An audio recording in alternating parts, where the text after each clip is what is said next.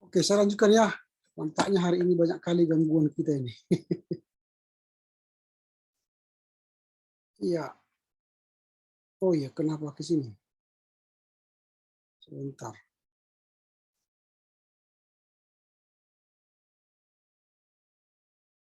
Nah, ini halaman apa? Halaman awal ya. Halaman awal. Jadi ada judul, baru ditulis skripsi, diajukan untuk melengkapi tugas, memenuhi syarat-syarat melengkapi gelar sarjana pendidikan nanti oleh nama, NIM, Sekolah Teologi, baru Sekolah Tinggi Absen Medan 2021. Nah, ini apa? Halaman awal, halaman judul.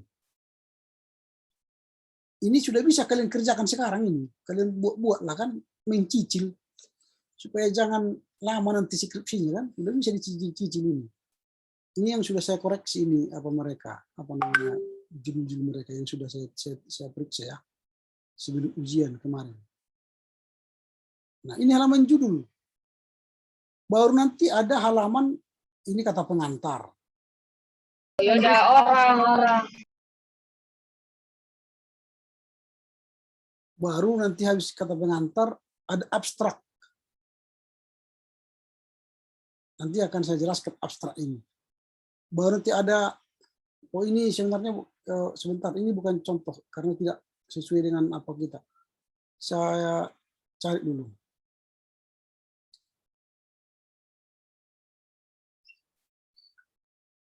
Sebentar ya.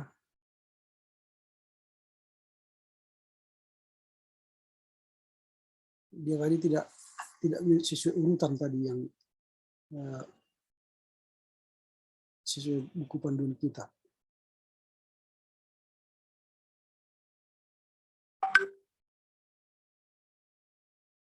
Sebentar.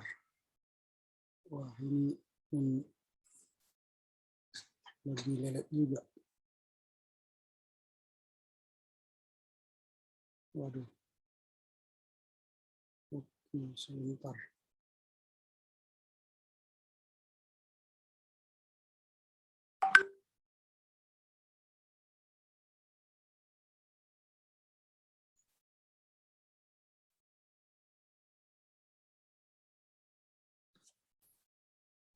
Lambatnya.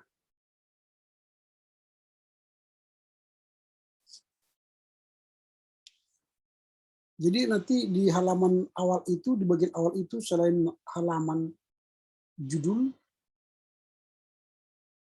wah, baru nanti ada halaman pengesahan, baru nanti ada halaman integritasnya.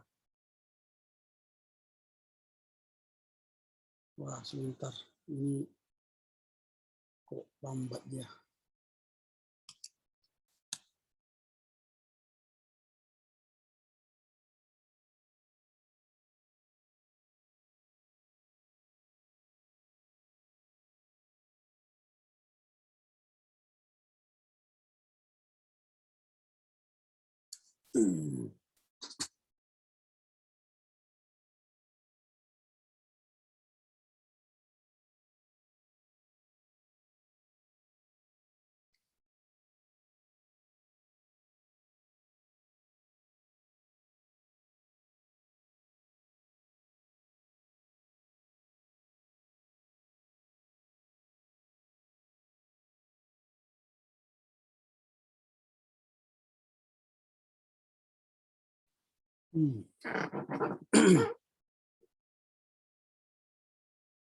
Ini.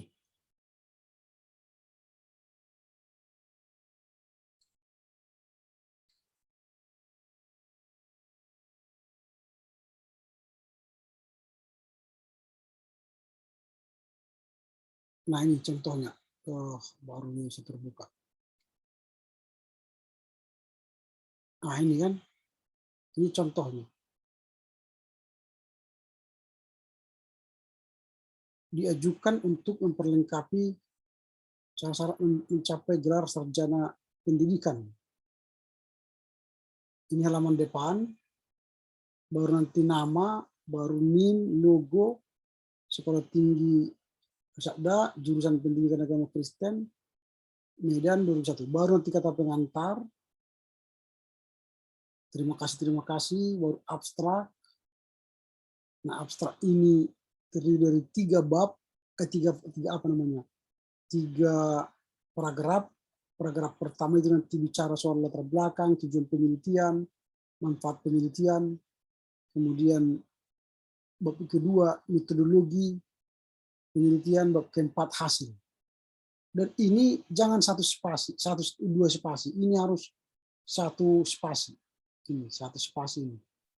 Ini si Renilda buatnya 2 spasi. Ini harusnya satu spasi. Satu spasi, 3 paragraf, satu spasi. Lalu nanti di bawahnya ada kata kunci. Kata kunci ini 5 kata. Kelompok belajar, pendidikan agama Kristen, tanggung jawab, dan siswa. Nah, jadi 5 kata. Sebenarnya ini udah lebih 5 kata. Kata itu kan kelompok belajar kan sudah kelima ini. Harusnya kelompok belajar pendidikan Kristen, itu nanti kalimatnya. Kata pokoknya 5 kata. Nah, setelah itu baru nanti ada daftar isi dan sebagainya. Baru nanti ada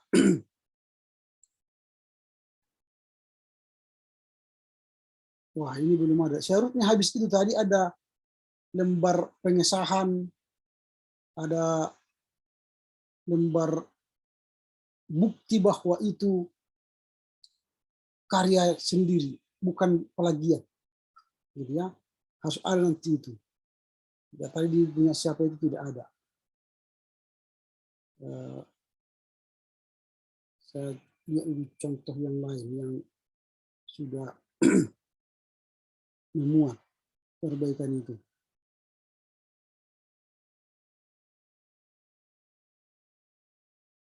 Karena itu nanti di halaman pertama itu di awal-awal itu sudah harus kalian kerjakan.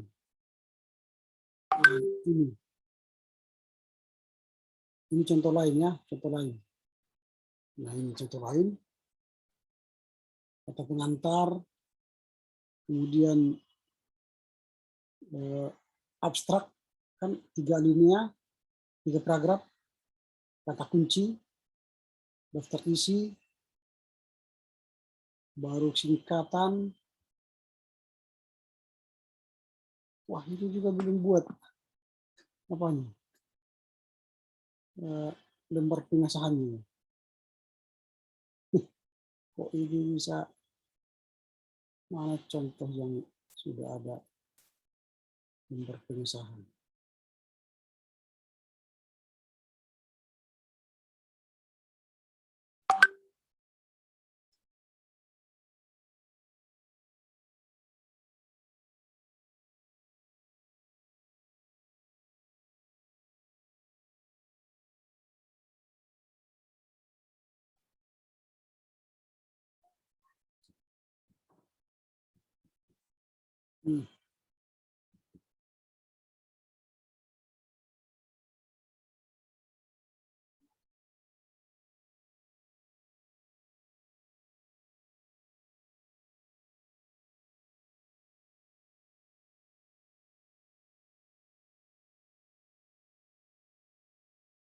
Wah, belum ada yang buat si contoh ya, lembar pengesahan. Siapa yang sudah buat lembar pengesahan?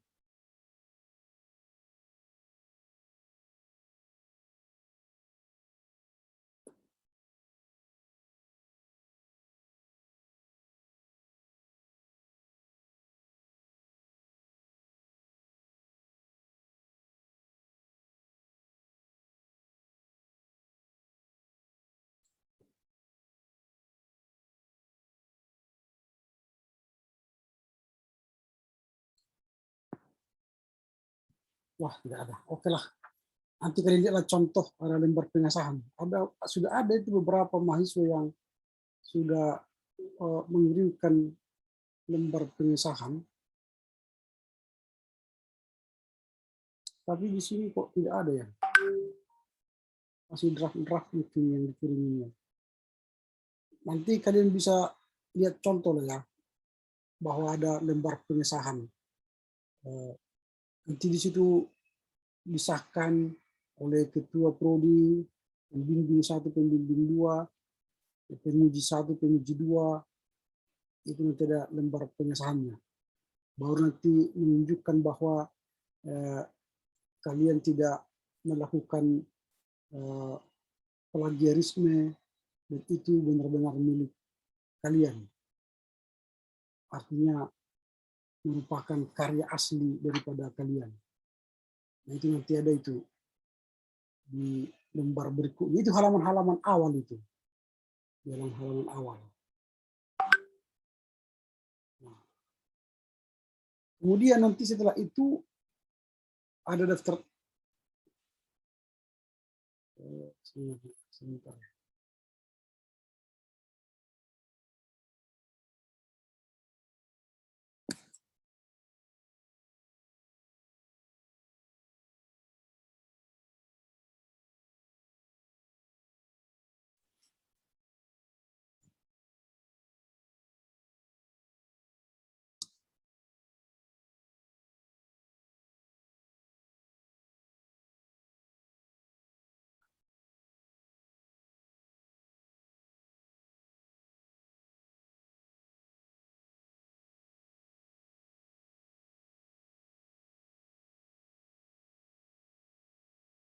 Wah, memang tidak ada.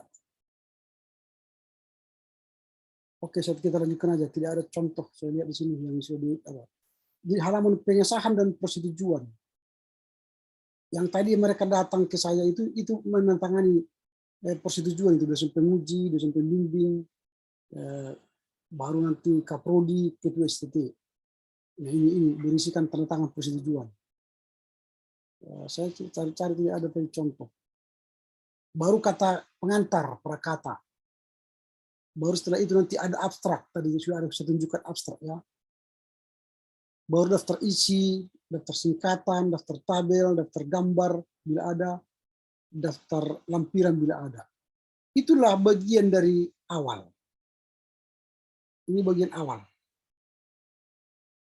Mulai dari halaman judul, halaman persetujuan pengesahan, prakata, abstrak, bukan abstraksi ya, bukan abstraksi. Jadi abstrak, bukan abstraksi. Daftar isi, daftar singkatan, daftar tabel, daftar gambar, daftar lampiran. Ini bagian dari awal. Baru bagian yang kedua ialah inti. Apa itu inti? Inti itu terdiri dari bab pendahuluan. Itulah bab pendahuluan itu sebenarnya itulah seminar proposal kalian yang disetujui. Dan seminar proposal yang disetujui itulah berubah menjadi bab 1. Dan kemudian bagian yang kedua dari inti itu ialah bab bahasan utama. Ada 3 bahasan utama di dalam bab utama itu, yaitu bab 2, bab 3, dan bab 4. Nah, itu bab utama. Artinya seluruh pertanyaan penelitian kalian di bab 1 itu, perumusan masalah kalian di bab 1 itu, dijawab nanti di bab 2, bab 3, bab 4. Itu bab utama. Pendahuluan itu kan itu proposal kita dulu, diubah menjadi bab 1. Lalu pertanyaan kita dalam bab 1 itu, yaitu di rumusan masalah, akan dijawab di 3 bab ini, di bab utama ini. Bab 2, bab 3, bab 4. Lalu setelah itu kesimpulan masalah. Inilah bab utama atau bab isi daripada skripsi itu. Nah, sekarang pendahuluan itu apa? Nah, pendahuluan itu berisi dari latar belakang masalah. Latar belakang masalah itu memuat mengapa kita memilih judul itu. Dan apa yang menjadi masalah harus ada di sini. Harus ada yang menjadi masalah dalam penelitian kita.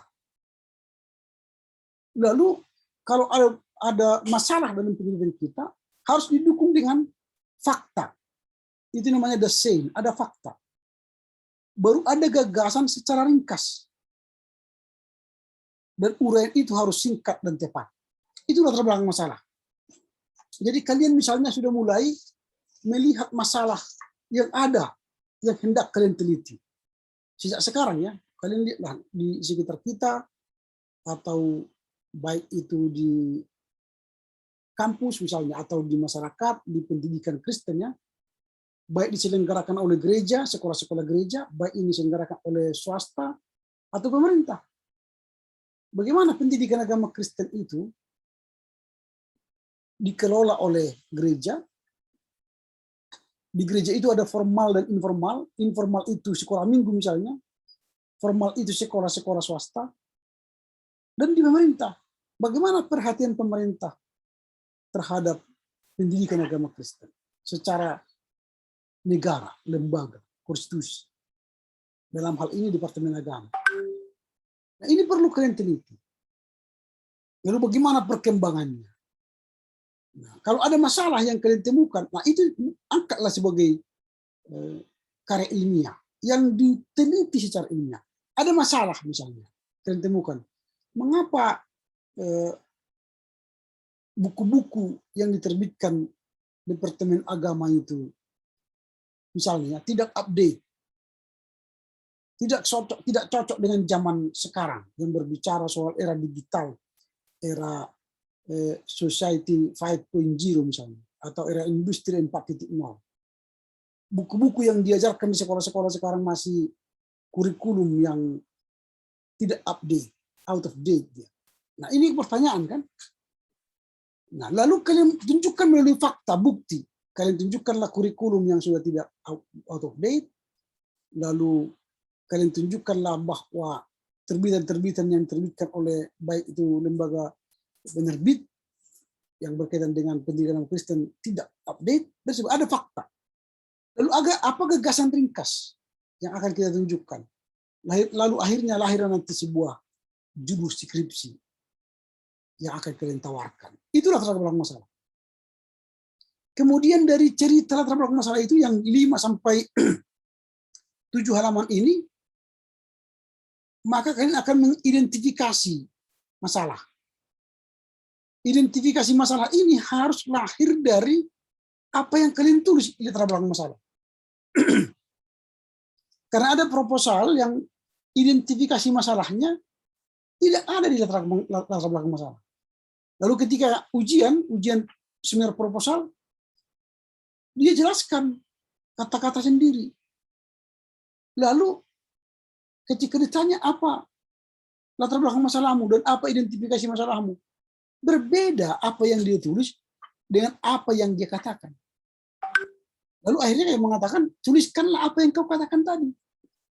Nah, sering kita menulis, tapi tidak dari apa yang ada di otak kita. Apa yang kita pikirkan.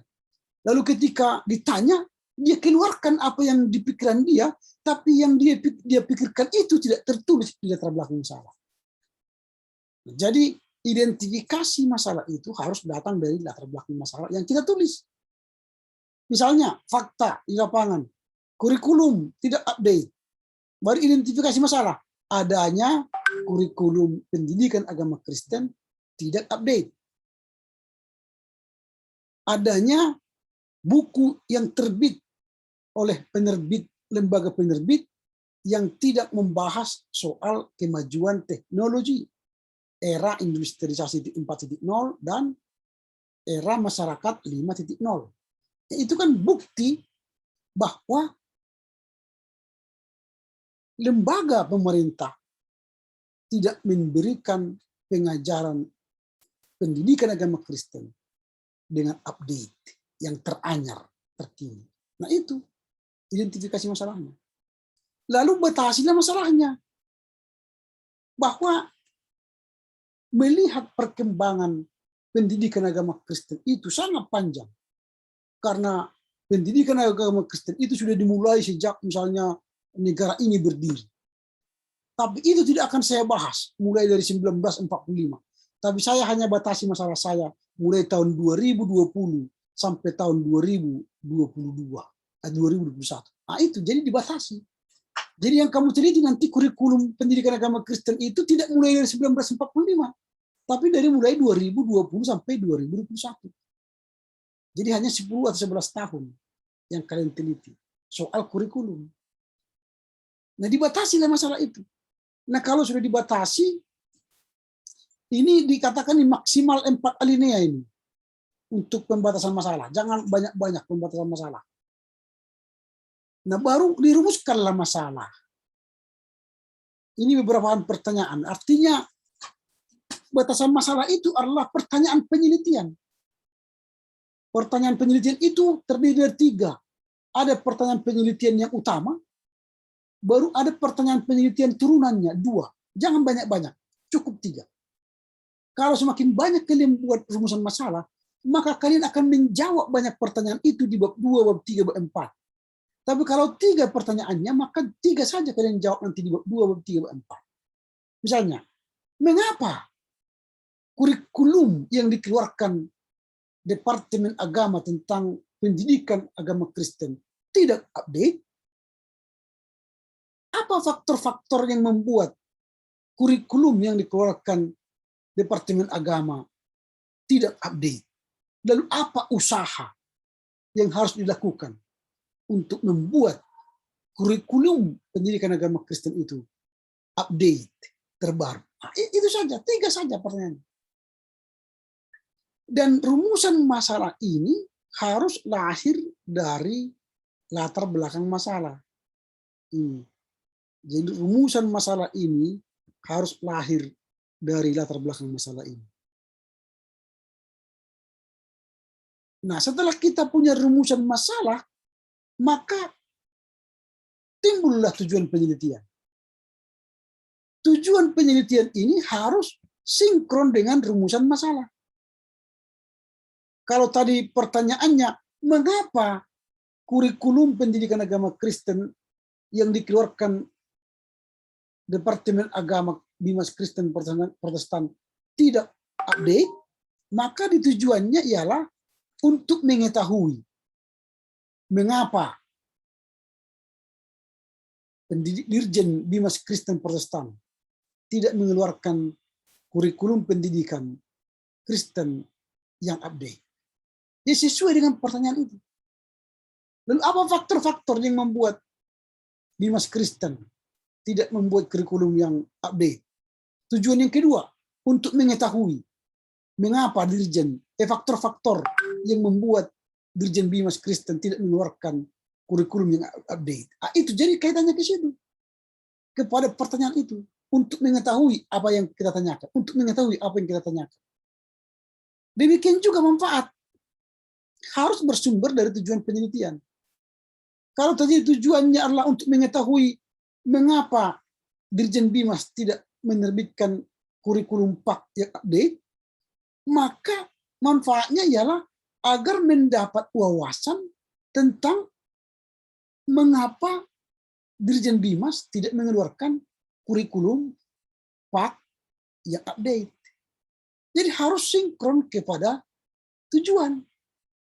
Tujuan, manfaat harus sinkron. Jadi ketiga hal ini, mulai dari rumusan masalah, manfaat, tujuan penelitian dan manfaat penelitian, ini harus saling kait mengait. Jadi kalau 3 tujuannya, 3 lah manfaatnya. Kalau 3 pertanyaan penelitiannya, 3 lah tujuannya, 3 lah manfaatnya. Jadi harus sinkron dia ke bawah. Lalu masuk kepada metodologi penelitian. Ini lebih pada bagaimana kita mencari data dari lapangan. Mencari kebenaran dari lapangan. Nah, bisa melalui 3 cara, yaitu metodologi kualitatif dan metodologi kuantitatif dan campuran kualitatif dan kuantitatif. Jadi kalau kita pakai kualitatif, berarti kebenaran itu kita cari melalui wawancara. Dan wawancara yang mendalam. Kalau kita mencari metodologi kuantitatif, berarti kuantitatif banyak. Maka kita akan mencari kebenaran itu melalui angket dan kuesioner. Tapi jangan kalian mengatakan saya menggunakan metodologi kualitatif, tapi kalian sebar angket, itu salah. Atau saya menggunakan metodologi kuantitatif, tapi kalian buat wawancara, itu salah. Kalau sudah angket berarti kuantitatif. Kalau wawancara berarti itu kualitatif. Kecuali kalian gagal mencari jawaban kebenaran melalui kualitatif dan kuantitatif, maka kalian gunakanlah kedua cara tadi, mix method, campuran kualitatif dan kuantitatif. Berarti metodologi yang saya gunakan pada skripsi ini ialah campuran, menggunakan metodologi kualitatif dan menggunakan kuantitatif. Tapi biasanya orang jarang, tapi kalau di kampus kita banyak menggunakannya karena nggak tahu sebenarnya, tidak tahu. Pokoknya ada orang membuat wawancara, dibuatnya wawancara. Ada orang membuat angket, dibuatnya angket. Dia tidak tahu sebenarnya karena ketidaktahuannya.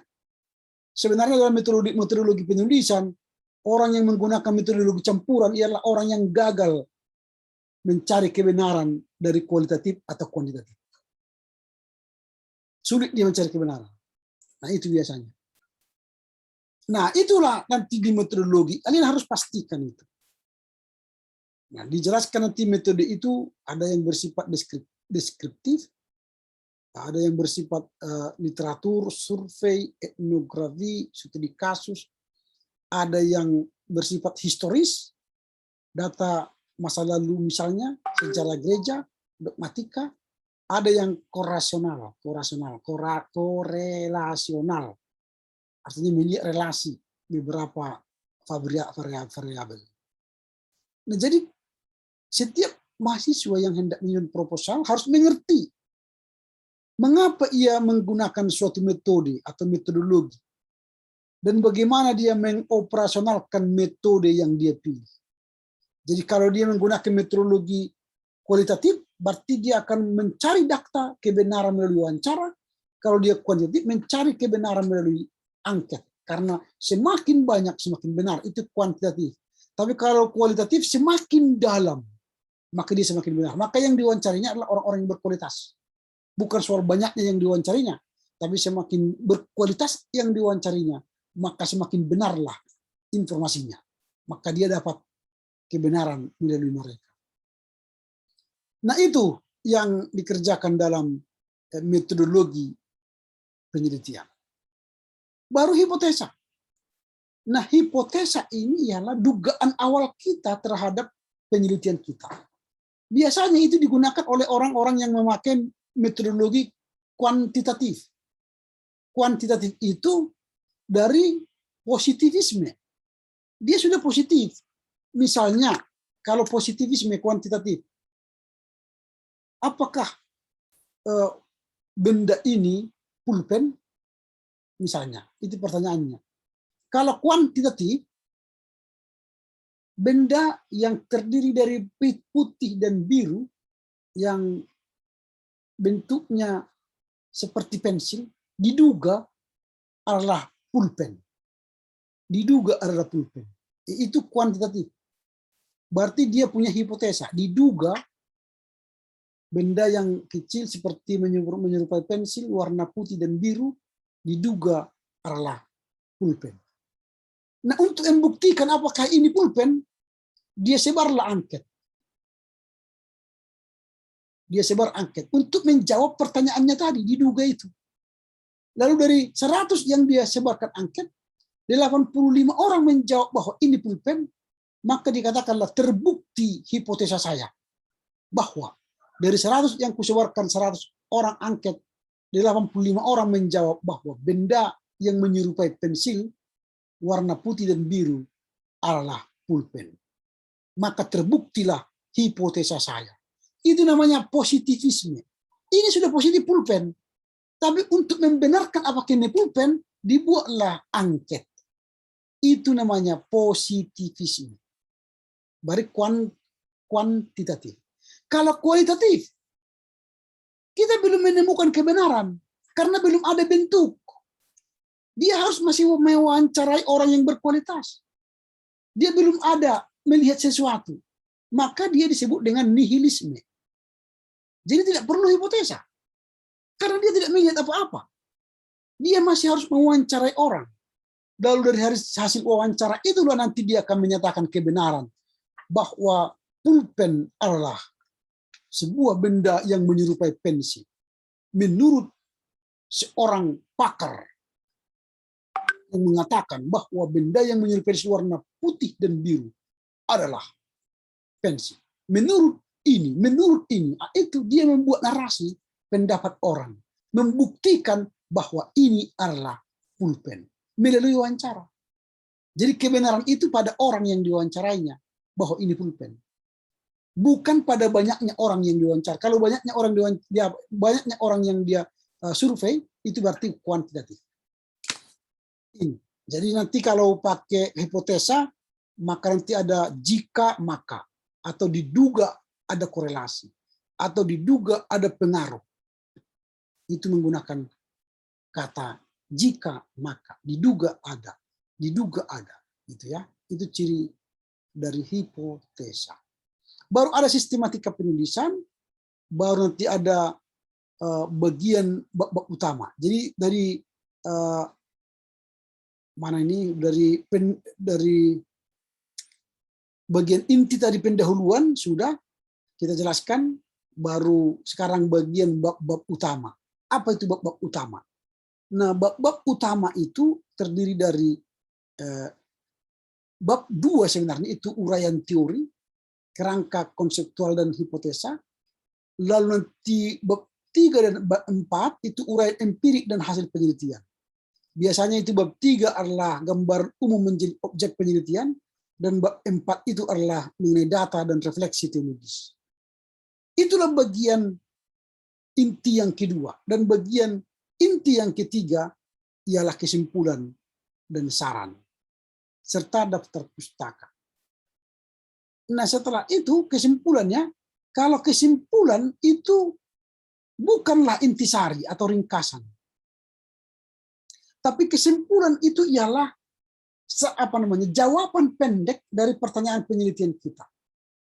Mengapa Dirjen Bimas Kristen Protestan mengeluarkan kurikulum tidak update? Apa faktor-faktornya? Apa usahanya? Lalu kita menjawab pada kesimpulan.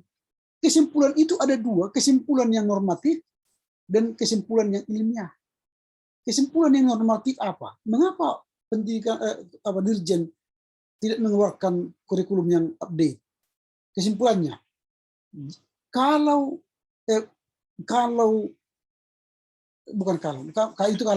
misalnya pakai kalau atau jika itu nanti penelitian kuantitatif ya. Tapi nggak apa-apa, kita pakai misalnya kuantitatif.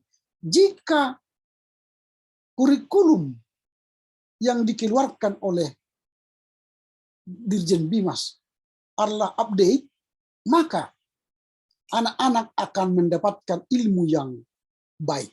Itu jika. Nah, itu namanya kesimpulan normatif.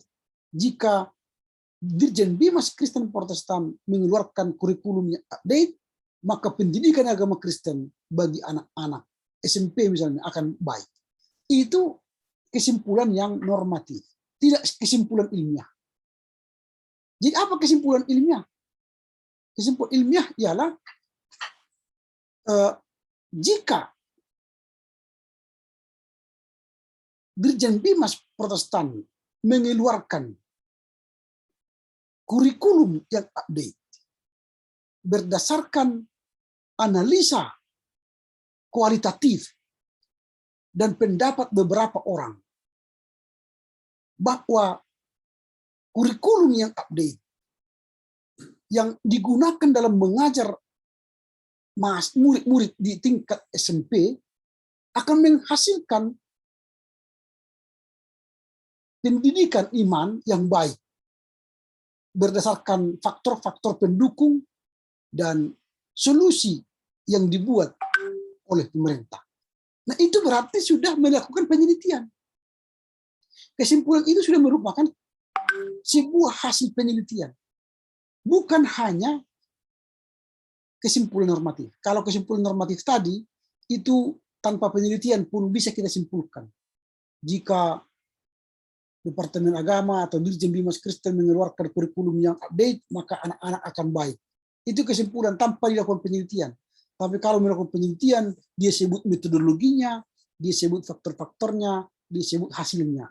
Maka itulah kesimpulan dari sebuah karya ilmiah. Jadi kesimpulan itu harus diperkuat oleh bukti-bukti, baru berdasarkan pertimbangan dan penelitian data yang objektif. Bahkan di sini harus kesimpulan merupakan jawaban langsung terhadap perumusan masalah, ya, jawaban langsung terhadap perumusan masalah. Itulah kesimpulan. Baru nanti terakhir ialah referensi. Referensi itu bisa lampiran. Lampiran itu data-data yang kita gunakan, misalnya daftar pertanyaan, daftar angket, surat keterangan, peraturan, akte perjanjian, anggaran rumah tangga, itu lampiran. Indeks ini ialah kalau kalian nanti memakai bahasa daerah yang tidak dikenal orang, buatlah misalnya sahwagele, artinya terima kasih, matur nuwun, terima kasih. Itu dibuat nanti indeks. Mana-mana kata-kata yang tidak kita mengerti. Nah itu, jika terdapat banyak istilah asing bahasa daerah, perlu disusun indeks istilah. Indeks ini disusun secara alfabetis agar mudah ditemukan. Baru yang terakhir sekali soal pengetikan. Skripsi ditulis pada kertas A4, 2 spasi, jenis font Times Roman, baru teksnya size 12, judul utama size 18, subjudul itu size 14, catatan kaki size 10, 1 spasi kalau catatan kaki.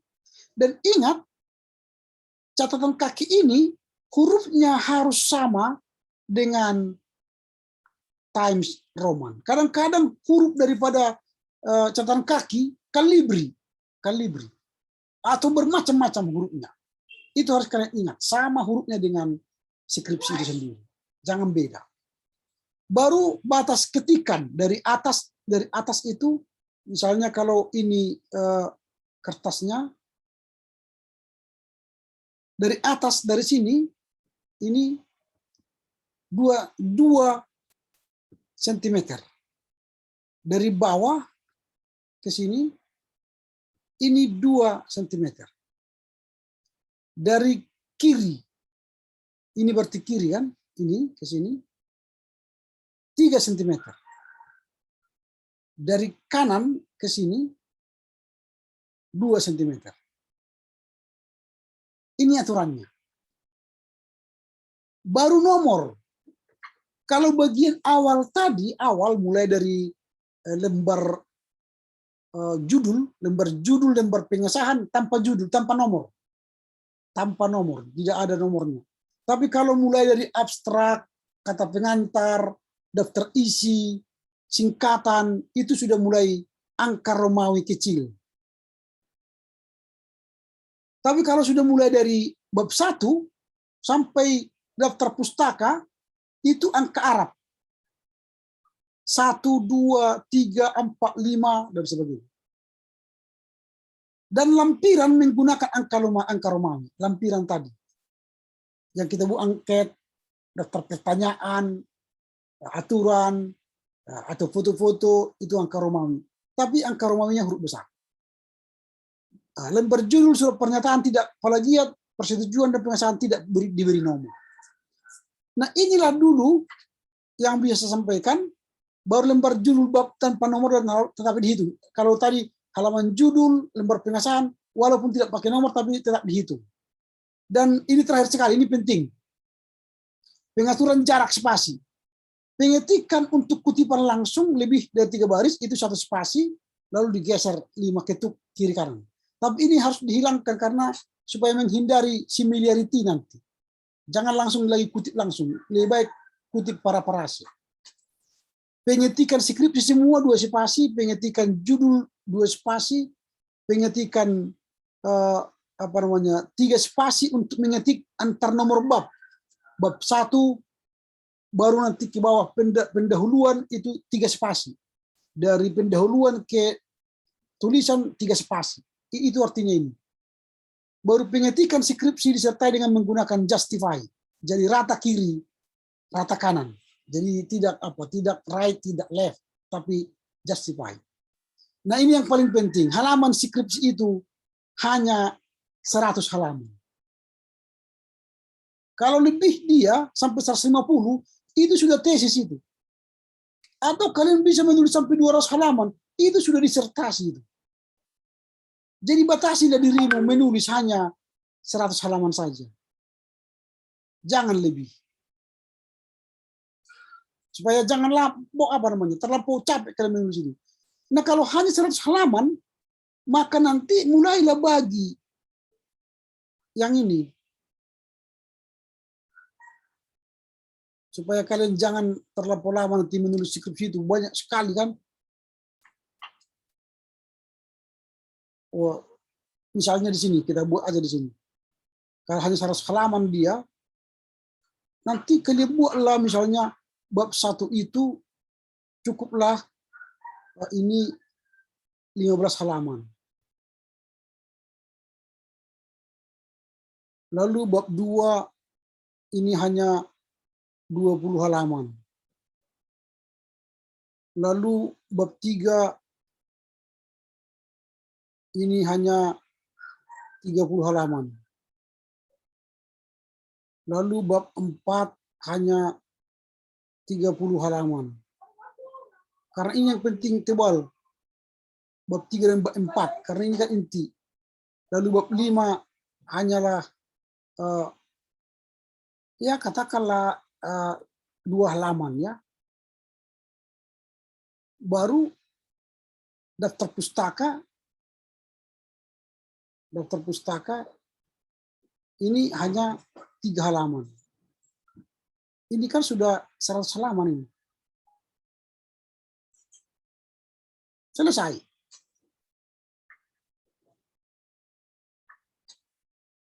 Ini kan 60, 80, 100. Ya selesai. Kalian atur aja. Ini sering saya lihat yang paling sering sekarang menulis skripsi, bab 2-nya bisa 60 halaman loh. Karena apa? Semua definisi dimasukkannya. Definisi. Habis 60 halaman. Bab 3-nya hanya 20 halaman. Bab 4-nya 15 halaman. Jadi habis waktunya di bab 2. Kalau seperti ini keadaannya, ini seperti orang lehernya besar. Perutnya kecil. Jadi lehernya aja yang besar. Seharusnya skripsi itu perutnya yang besar. Karena di situ isinya kan. Oke, sampai di situ dulu. Ada kira-kira pertanyaan? Saya, Pak. Saya mau bertanya, Pak. Tadi kan yang telah kita pelajari tadi, kalau bagian inti itu ataupun bagian utama itu kan dimulai dari bab 3, seperti itu kan, Pak? Bab 2. Saya bertanya, iya, Pak. Soalnya tadi kan Bapak tulis itu bab 3. Saya mau bertanya itu tadi kenapa nggak dimulai dari bab 2 seperti itu, Pak? Kalau bagian inti itu dari mulai bab 2. Ini ya. Bab 2, bab 3, bab 4. Ini. Mulai ini bab 2 ini. Bab uraian teori. Kerangka konseptual. Baru bab empirik, uraian empirik ini bab 3. Baru hasil penelitian ini bab 4. Ini yang disebut dengan bagian inti. Ini kan bab 3. Objek penelitian, bab 4, data dan refleksi teologis. Nah, di sini juga tadi di sini disebut, nah ini bab bahasan utama, 3 bab. Pendahuluan ini kan berarti kan bab 1. Ini bab 5. Berarti 3 bab itu berarti bab 2, lalu bab 3, dan bab 4. Itu. Jadi mulai dari bab 2, bab 3, dan bab 4. Ya. Oke. Ada lagi pertanyaan?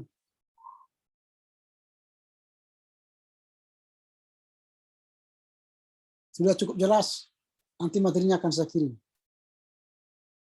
Kalau sudah cukup jelas, kita sama panggil sini lagi karena kami akan rapat dosen lagi hari ini. Mohon maaf ya. Ada lagi tadi, Rusman mau bicara, silakan. Nggak ada, Pak. Oke, baik. Kalau begitu demikianlah pertemuan kita untuk hari ini. Kita akan tutup dengan doa. Silakan Rusman memilih salah seorang dari kita untuk berdoa. Ya, kepada Saudari Matilda agar membawa doa penutup kita. Baik, untuk mengakhiri perkuliahan kita, mari kita berdoa. Bapa, kami mengucap syukur dari awal sampai selesai Tuhan memimpin kami dalam proses untuk Bapak dosen menjelaskan bagaimana kami akan mempersiapkan skripsi. Kiranya hikmat daripada Tuhan boleh memenuhi setiap kami boleh memberi yang terbaik untuk kemuliaan Tuhan dan juga untuk kemajuan pendidikan Kristen di tengah-tengah di mana Tuhan percayakan kami. Dan kami menyerahkan setiap aktivitas dan kegiatan selanjutnya, Tuhan Yesus menyertai dan memampukan kami. Terpujilah nama-Mu, dalam nama Yesus kami berdoa. Amin. Amin. Oke, terima kasih ya. Terima kasih, Pak. Selamat sore, Pak. Selamat siang, Pak. Terima kasih Pak. Sore Pak.